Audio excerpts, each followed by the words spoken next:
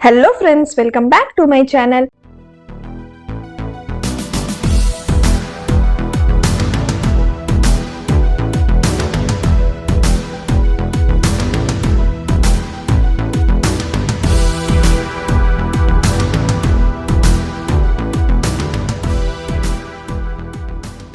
Part 25 के starting में हमें दिखाया जाता है कि मिंजू अपने घर आती है तो उसकी मेड उसे एक लेटर देती है और बोलती है आपके लिए ये लेटर आया है। तभी वो जाती है अपने रूम पे पढ़ने के लिए, तो वहां पर उसका फियांसे जियांग बैठे रहता है। तो वो जैसे ही लेटर खोलती है वो डर जाती है कि उसके बगल में कौन बैठा है, क्योंकि वो देखे नहीं रहती है जियांग को। वो देखती है कि उसका फियांसे ही बैठा हुआ है। तो वो बोलती है कि आपने तो मुझे डरा ही दिया। तो जियांग बोलता है कि तुम इतनी लेट क्यों आई। तभी वो बोलती है कि आपने तो कहा था कि आप बहुत ज्यादा थक गए हो तो आप कुछ दिन बाद आओगे, तो आप अभी इतनी जल्दी क्यों आ गए। और आज मैं बहुत ज्यादा थकी हुई हूँ तो मैं सोने जा रही हूँ, क्योंकि वो बहुत ज्यादा डरी हुई रहती है उस लेटर के वजह से। तभी वो बोलता है कि मैं भी जानना चाहता हूँ कि आखिर आज तुमने ऐसा क्या किया कि तुम इतनी थक गई हो, मुझे भी बताओ। तो मिंजू बोलती है कि आप इस तरह से मुझसे क्वेश्चन क्यों पूछ रहे हैं, मैंने ऐसा क्या कर दिया कि आपको मुझसे ऐसा क्वेश्चन पूछना पड़ रहा है, आप मेरे ऊपर शक क्यों कर रहे हैं। तो वो बोलता है कि मैं शक नहीं कर रहा हूँ, तुम बहुत ज्यादा नर्वस दिख रही हो और मैं हुआ एडवर्टाइजमेंट के लिए तुमने शूटिंग भी करी। आजकल तो तुम बहुत ज्यादा निडर हो गई हो, डरती नहीं हो किसी से। क्या मैं तुम्हें इनफ पैसा नहीं दे रहा हूँ कि तुम्हें एडवर्टाइजमेंट शूट करना पड़ रहा है। तो वो बोलती है कि ये मेरा बिजनेस, मैं कहाँ जा रही हूँ, क्या कर रही हूँ, ये सब मैं आपको क्यों बताऊं।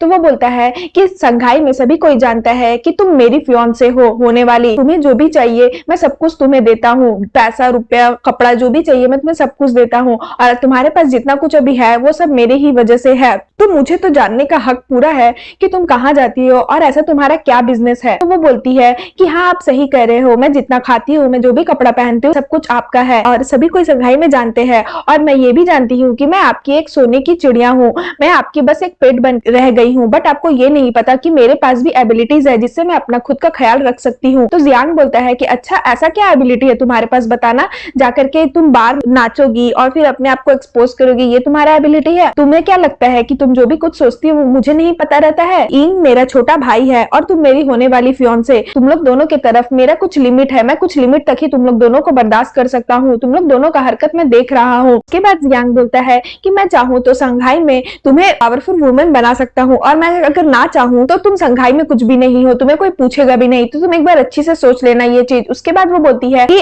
भले मैं जियांग का सब कुछ खाती हूँ, पीती हूँ, कपड़ा पहनती हूँ, बट ये घर अभी भी मेरा है, तो आप यहाँ से जा सकते हैं। तो जियांग बोलता है कि ठीक है एक बार सोच लो, अगर मैं यहाँ से चला गया तो फिर मैं वापस नहीं आऊंगा। तो वो कुछ नहीं बोलती और जियांग वहां से चला जाता है। उसके बाद जियांग उसको पलट के बोलता है कि सभी कोई संघाई में जानते हैं मैं तुमसे कितना प्यार करता हूँ और तुम मेरी वुमेन हो, बट एक तुम ही हो जो से मेरा कोई ख्याल ही नहीं है। उसके बाद ये बोल के वो बाहर आ जाता है और बहुत ज्यादा सैड हो जाता है। यहाँ पर मिंजू भी रोने लग जाती है और उसे फिर इंग की याद आने लगती है जब इंग ने उसे प्रपोज किया था शादी के लिए। और फिर उसे ये चीज भी याद आती है कि जब वो अपना घर छोड़ करके वापस संघाई आई थी और उसकी मम्मी की डेथ हो गई थी तो वो किस तरह से सफर की थी। तो वो ये सब सोच के रोने लगती है। इधर जियांग भी इंग के बारे में सोच रहा होता है जब इंग ने उसे बोला था ठीक है मैं आपको मिंजू को सौंपता हूँ, लेकिन आपको उसका अच्छा से ख्याल रखना पड़ेगा। उसके बाद हमें सीन में दिखाया जाता है कि यहाँ पर इन और मिंजू वो दोनों शूटिंग कर रहे होते हैं उसी प्रोडक्ट का जहाँ पर जीन काम करती है। तभी वो लोग दोनों का शूटिंग खत्म हो जाता है तो जीन उसके पास आती है और बोलती है कि आप बहुत थक गई होगी, ये लीजिए मैं आपके लिए कॉफी बनाकर लाई हूँ। तो वो बोलती है कि मुझे कॉफी नहीं चाहिए, तो मैं जो बोलूंगी तुम वो करोगी। तो वो बोलती है हाँ बोलिए क्या करना है। तो वो बोलती है कि मैं बहुत ज्यादा थक गई हूँ, प्लीज मसाज कर दो। तो वो बोलती है हाँ हाँ ठीक है मैं कर देती हूँ, और फिर वो उसका पैर दबाने लगती है। तो मिंजू बोलती है थोड़ा सा अच्छे से दबाओ। उसके बाद हमें सीन में दिखाया जाता है कि ये सारा हरकत जो है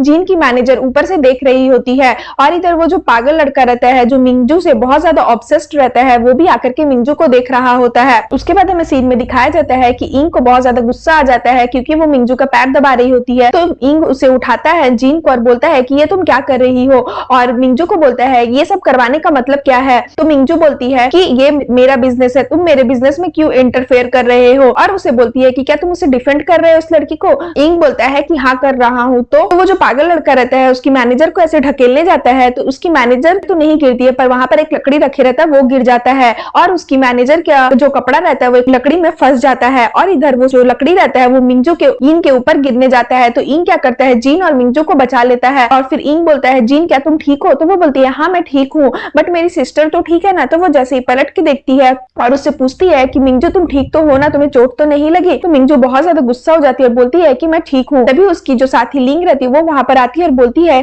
कि मिंजू तुम ठीक तो है, ये सब क्या हो रहा है, हमें मास्टर जियांग को ये सारी चीजें बता देना चाहिए। पहले तुम्हें वो खूनी ब्लड लेटर मिला, उसके बाद तुम्हारे साथ ये हो रहा है, आज तो लकड़ी था, क्या पता कल क्या क्या हो और तुम्हें क्या हो जाए। उसके बाद हमें सीन में दिखाया जाता है कि वहां का सिक्योरिटी आता है उसकी मैनेजर को लेकर और बोलता है कि ये सब इसने किया, इसके वजह से सब कुछ हुआ है। तो वो बोलती है कि नहीं मैंने नहीं किया है। तो जो सिक्योरिटी रहता है वो बोलता है अच्छा तो तुम्हारे कपड़े के टुकड़े वहां ऊपर क्यों मिले, ये सब तुमने ही किया है। तभी वो जीन के पास जाती है और बोलती है कि जीन मैंने ये सब नहीं किया, मैं तो मैं हुआ कि एम्प्लॉय हूँ, मैं ये सब कैसे कर सकती हूँ, जिन तुम ही इन लोग को बताओ, है ना जिन मैं अच्छी हूँ ना, ऐसे ऐसे करके वो जीन को मनाने की कोशिश करती है। तभी उसकी डायरेक्टर वहां आ जाती है और बोलती है मैं तुम्हें पुलिस के हवाले करती हूँ, पुलिस डिसाइड करेगी ये सब। तभी वो उसकी मैनेजर जो रहती है वो डायरेक्टर के पास जाती है और फिर उसे भी बोलती है कि डायरेक्टर मेरी बात का बिलीव कीजिए, मैं इनोसेंट हूँ, मैंने ये सब कुछ नहीं किया है। उसकी डायरेक्टर बोलती है कि आप लोग सभी से मैं माफी मांगती हूँ, मेरी वजह से ये सब कुछ हुआ। फिर उसकी मैनेजर बोलती है कि प्लीज मुझे पुलिस के हवाले मत करिए वरना मेरा लाइफ ही खत्म हो जाएगा, मैंने सच में ये जानबूझ करके नहीं किया, किसी ने मुझे पीछे से धक्का दिया था। जो डायरेक्टर रहती है वो उसका बात नहीं सुनती और बोलती है कि बहुत हो गया, बहुत बोल लिया तुम्हें, अब तुम पुलिस के पास जाकर के सब कुछ डिफेंड करना, यहाँ पर नहीं। कब तक तुम मैं हुआ कंपनी को इसी तरह एम्बैरेस करती रहोगी और मुझे भी एम्बैरेस करती रहोगी, चलो यहाँ से। उसके बाद उसकी मैनेजर सभी को सॉरी बोलती है और फिर बोलती है कि हम लोग ये शूट कल कंप्लीट करेंगे, अब आप लोग यहाँ से जा सकते हैं। उसके बाद हमें सीन में दिखाया जाता है कि जीन जो है वो मिंजू से पूछती है कि मिंजू तुम ठीक तो हो, तुम्हें चोट तो नहीं लगी। तो इंग बोलता है कि मैं इसे हॉस्पिटल लेकर जाता हूँ। तो मिंजू बोलती है कि कोई जरूरत नहीं है, मैं खुद से चली जाऊंगी, क्योंकि मिंजू गुस्सा रहती है कि इंग पहले उसे नहीं बचा के वो जीन को बचाया था, इसलिए वो गुस्सा रहती है। उसके बाद हमें सीन में दिखाया जाता है यहाँ पर जुओ और उसका फ्रेंड जीन के घर के बाहर वेट कर रहा होता है। तभी देखता है कि वहां से जीन आ रही है। तो उसका दोस्त बोलता है कि आज जीन बहुत ज्यादा सैड दिख रही है, आखिर इसे हुआ क्या है। तो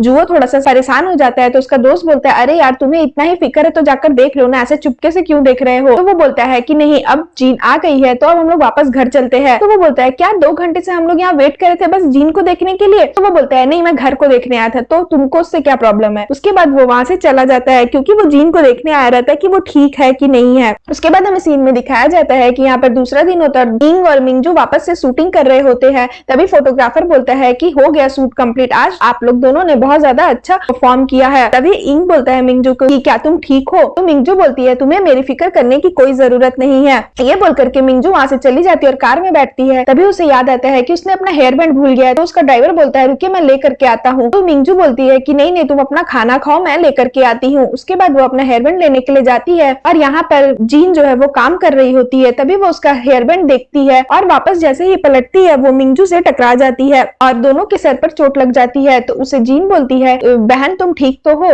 तो मिंजू बोलती है कि क्या तुम बेवकूफ हो, तुम्हारे खुद के सर में भी चोट लगा है तो तुम मेरा इतना केयर कैसे कर सकती हो। तभी वहां पर वो जो पागल लड़का रहता है जो मिंजू से बहुत ज्यादा ऑब्सेस्ड रहता है वो मिंजू मिंजू चिल्ला रहा होता है और लाइट ऑफ हो जाता है। तो जीन और मिंजू बहुत ज्यादा डर जाती है। फिर वो लोग चारों तरफ देखती है, तभी देखती है एक लड़का उधर से चाकू लेकर के आ रहा है और ये देख करके दोनों बहुत ज्यादा डर जाती है और फिर सीन यहाँ पर खत्म हो जाता है। तो फ्रेंड्स अगर आपको मेरी वीडियो अच्छी लगे तो प्लीज मेरी वीडियो को लाइक करिएगा, मेरे चैनल को सब्सक्राइब करिएगा। मैं नेक्स्ट पार्ट लेकर के आऊंगी जो बहुत ज्यादा रोमांटिक और बहुत ज्यादा सस्पेंस से भरा हुआ होने वाला है। सो फ्रेंड्स आज के लिए बाय बाय, मिलते हैं फिर से एक न्यू वीडियो के साथ।